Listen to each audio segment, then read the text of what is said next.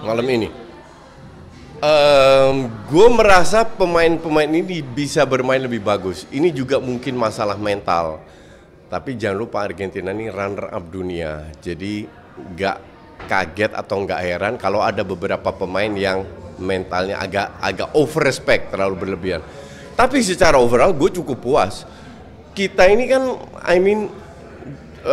di lolos ke perempat final Piala Asia aja baru sekali dalam 20 tahun, ya kan? Sementara mereka runner up dunia. Jadi kalau kita bisa ngelawan itu udah luar biasa. Dan gol-golnya itu kan gol ketiga itu kan gol tegang, gol yang nggak perlu sama sekali. Tapi itu bisa terjadi dan inilah tujuan friendly, namanya friendly match adalah bereksperimen, mencari, melihat pemain-pemain yang mungkin jarang dapat jam terbang, diberikan jam terbang oleh Hector. Dan so far so good. Gue sih lihat 2019 kan gue pernah 3 bulan sama Kensuke ya. 70% masih pemain yang generasi 2019. Tapi ada beberapa pemain baru. Hector juga jelaskan ke gue pemain-pemain muda ini. Dan gue cukup puas dengan permainan, perlawanan yang diberikan. Itu yang penting, perlawanan dulu. Apakah kita bisa melawan runner-up dunia? Ternyata bisa. Dan kurang efektif ini masalah proses lah. Hector kan juga baru setahun di sini, hasilnya sudah dapat AFF. Jadi gue sih cukup happy dengan apa yang terjadi dengan timnas di bawah Hector. Apa sih yang harus diperbaiki pemain ini, Coach? Banyak.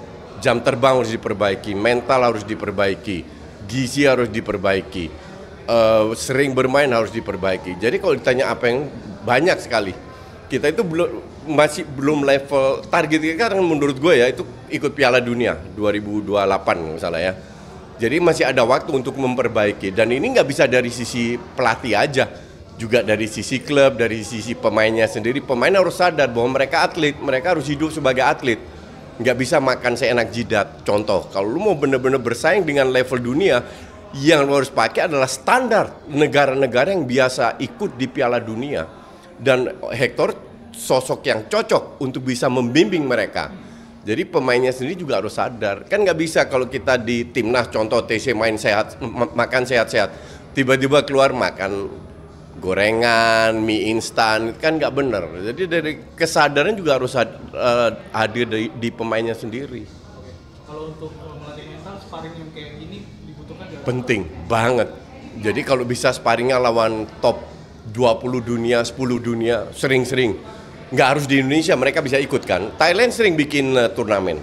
Contoh aja lawan Thailand, bahwa kita menang lawan Jepang di luar skornya sekali lagi. Ini kan udah jam terbang luar biasa untuk pemain, terutama untuk pemain-pemain muda. Kalau kita sering sparring lawan tim-tim yang di atas kita, kan respeknya itu sudah berkurang, ngerti nggak lo? Jadi takutnya sudah berkurang lah kasarnya. Oh ini cuman, oh gue udah pernah lawan Argentina, gue udah sering lawan Jepang, kayak gitu. Jadi kembali lagi ke jam terbang, itu penting. Apalagi menurut Hector, skuad muda kita itu banyak sekali. Pemain muda kita tuh banyak. Gitu.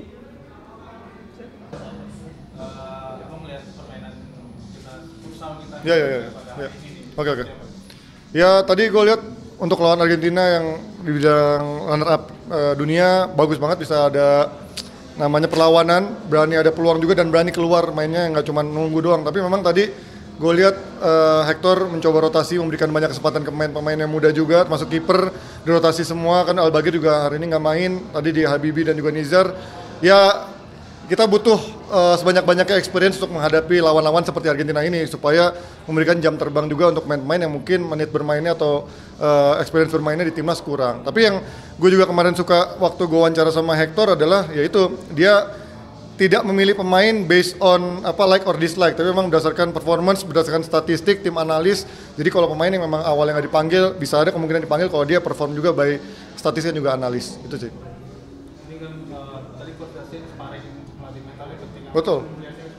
Setuju banget, karena sparring itu kan artinya kita harus menserikan mental untuk bertanding lawan tim yang memang kompetitif. Nah, kalau kita bisa bermain lawan tim yang levelnya 5 besar, 10 besar, itu pasti secara mental kan juga akan naik, dan kita tahu level kita sejauh apa. Mungkin peringkat kita bisa dibilang cukup lumayan di dunia, tapi kan kita harus lihat begitu di real life-nya apakah kita memang sebagus itu. Nah, tadi kita kemarin lawan Jepang, mainnya cukup oke, walaupun Jepangnya juga kita tahu juga rotasi, tapi kita juga banyak main muda juga. Terus juga tadi lawan Argentina so far juga mainnya bagus, tapi yang lagi-lagi jangan lihat hasilnya, tapi bagaimana progresnya maupun mental anak-anak ini untuk bisa bertanding. Tapi gue percaya Hector udah dalam on the track, gue lihat dari dia semenjak megang tahun lalu sampai juara AFF dan juga targetnya ke depannya, gue lihat ini orang benar-benar percaya diri dan gue ngobrol cukup banyak kemarin waktu wawancara dia juga. Ini dia punya visi yang harusnya kita beri kesempatan untuk Hector untuk bisa maksimal untuk membangun fondasi buat timnas futsal kita, dan pastinya jangan lupa dukungan dari investor ya, ini yang paling penting karena bertanding menghadapi tim-tim sekelas Argentina, Arab, Jepang ataupun kita away day kemana-mana butuh duit. Nah semoga futsal ini juga semakin komersil, banyak investor yang bisa melihat bahwa futsal kita nih sebenarnya punya chance juga loh untuk bisa menembus Piala Dunia, karena kita targetnya kan kalau bisa 4 besar Piala Asia biar bisa tembus ke Piala Dunia. Kita maksimal kan quarter final Piala Asia. Jadi mudah-mudahan dengan dukungan dari investor dan juga FFV yang sekarang gue lihat banyak anak-anak muda yang fresh banget yang pengen serius membangun futsal. Semoga juga ini membangun lebih mendapat dukungan juga dari investor. Jadi mereka nggak pusing sendiri tapi juga dapat dukungan dari mana-mana, terus dari pemerintah juga untuk bisa membuat timnas kita lebih bagus lagi. Terutama pemain-pemain kita juga mentalnya harus dibangun lebih bagus lagi. Timnas kita udah bagus, tapi main-main kita belum banyak yang main di luar. Semoga kedepannya main-main kita juga berani menantang diri untuk bermain di luar di liga-liga yang memang top juga pasti di dunia. Itu aja. Oke, Mbak, seperti apa sih pandangan Mbak melihat timnas futsal kita pada malam hari ini performanya? Ini pertama kali ya saya menonton performa dari timnas Indonesia dan apalagi melawan tim setara sekelas seperti Argentina yang luar biasa. Mereka permainannya sangat melampaui ekspektasi, sangat baik, sangat bagus. Tentunya pasti akan selalu ada beberapa hal yang bisa diimprove, diperbaiki, tetapi overall salut banget, apalagi dengan semangat mereka, kegigihan mereka, dengan apapun yang terjadi, kebobolan apapun juga mereka masih tetap fight ya, dan itu saya apresiasi sekali. Ini kan sparring-sparring kayak gini kan dibutuhkan untuk melatih mental para pemain.